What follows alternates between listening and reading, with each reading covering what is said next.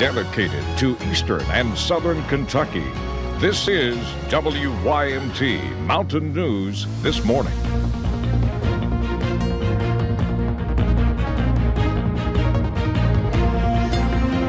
Good morning, I'm Kassidy Stricklett. Today is Black Friday, November 24th. Let's check in with Brandon Robinson for a look at your forecast this morning. Brandon, we were talking about a little bit ago. Luckily this week, we're going to see a lot of sunshine. Until about maybe tonight, tomorrow, maybe a few sprinkles. But I do think for the most part, this weekend is going to be pretty nice. A little bit of a cool down on Sunday, but lots of sunshine before we get to that. Live pinpoint Doppler radar this morning. Clear skies, and that means cold across the area. We're going to continue to see those chilly temperatures as we head out the door this morning. No clouds though, so that means we don't have a blanket to try to hold in some of that residual heat from overnight. We had a nice day yesterday for Thanksgiving. Lots of folks traveling yesterday, and one of the busiest travel holidays of the year. Temperatures running this morning in the basically right at freezing region in Paintsville, Prestonsburg, and Pikeville. 34 in Jackson and Wise, mid to upper 20s across the Cumberland Valley, and 23 the cold spot down in Monticello. So if you're heading out this morning to do that big shopping blitz, well, you're going to have lots of sunshine and temperatures will eventually warm up. So Cassidy, winter jackets this morning, especially if you're standing out in line. I know some of the stores, and Corey's going to talk about this in a second, don't open until 7.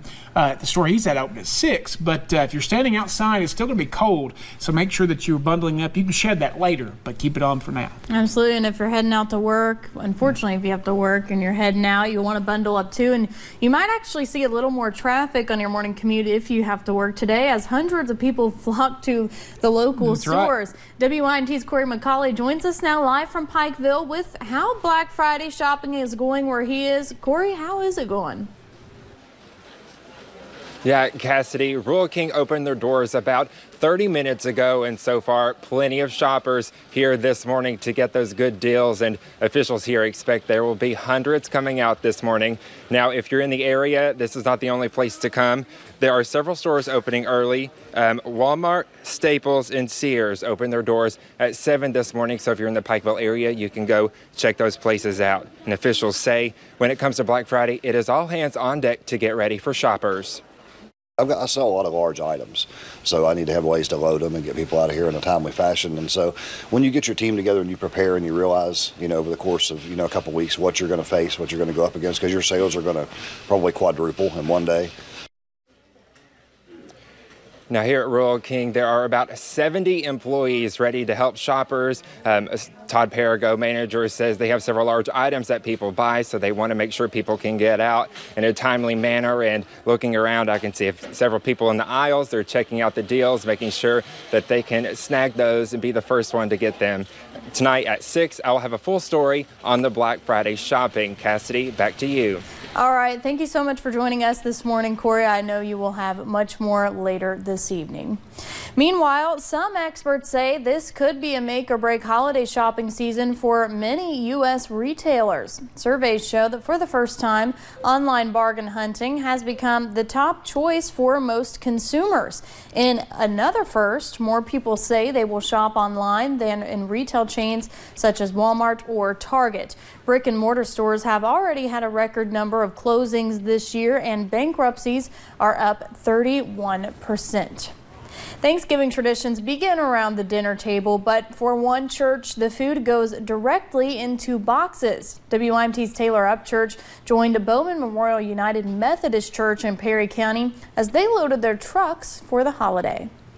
A tradition that started 20 years ago, once only meant for just a few families, now serving more than 100 people. I'm surprised at how much the church actually does in the community. That was a pleasant surprise, and the Thanksgiving meal is just one of many things that they do. Church member Judy Couch volunteers her time every year. And I came and helped one time, and I was hooked.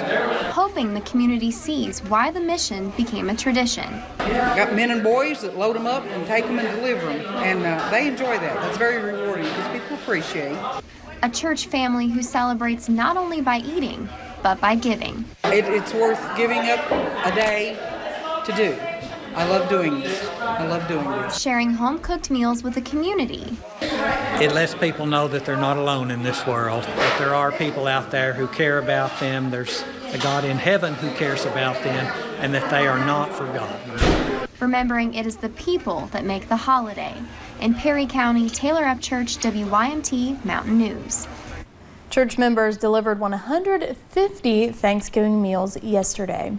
And keeping traditions alive, like many organizations in the area, Cedar Creek Assisted Living hosted their annual Thanksgiving on Thursday, inviting families to share a meal. WYMT's Taylor Frost joined in on the festivities. All the traditional fixings. Turkey or ham, either one. Sweet potato casserole. This holiday filled with food is one of Juanita Mullins and Billy John's favorite days of the year. I love all foods, but my favorite foods is pumpkin pie. I love everything. I love the family get-togethers, you know, and of course the food. And for John's, each bite brings back memories of years past. I miss, you know, having all that, being home and having all them.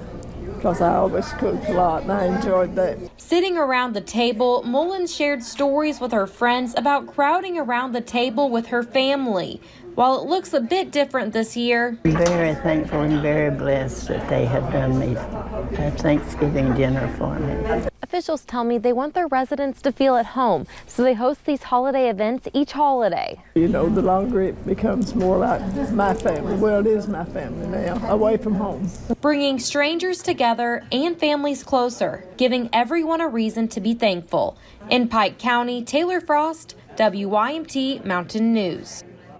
Officials with Cedar Creek Assisted Living Homes say they are already making plans for Christmas. Well, an estimated 3.5 million people lined the streets of New York City yesterday for America's largest annual Thanksgiving parade. There was also a massive security force there to protect spectators and parade participants along the 2.5-mile route. The beefed up security follows a terror incident in New York in October that left 8 people dead. Speaking of the Macy's Thanksgiving Day Parade, some Eastern Kentuckians made their way to New York to take part in the festivities. These Pineville cheerleaders were selected to perform in the parade. They made their way to the Big Apple a couple of days ago to prepare for the parade and see the city. They were chosen to perform at a UCA camp. The seniors sent WYMT a Thanksgiving greeting. Pineville High School cheerleaders. Allie Browning, Sarah Combs, Olivia Webb, Marissa Ferguson, and Mackenzie Peason. Checking in with WYMT, all the way from New York City. We want to say congratulations to them and, of course, wish them a safe trip back home. Thanksgiving is generally seen as the start of great times with family and friends, but that is not the case for everyone. Kristen Pierce explains. For many people, the holiday season is the happiest time of the year, but for others, it's the hardest. It could be a huge trigger. Kevin Gardere says the opioid crisis doesn't take a break during the holiday season. He says this is actually the worst time of year for those recovering from drug addiction because it's easy to relapse and get back into old habits with so many parties going on.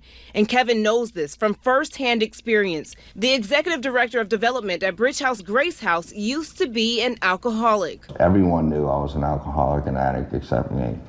So those last 3 years before sobriety was a huge spiral downhill, and didn't think that there was any way out. I felt like I had to use something to get out of bed in the morning to make me feel a little bit normal. And Kevin says the holidays were the roughest time of the year for him. The shame and guilt of like, I should be with my family. If I was doing the right things, I would be with my family. What have I done with my life?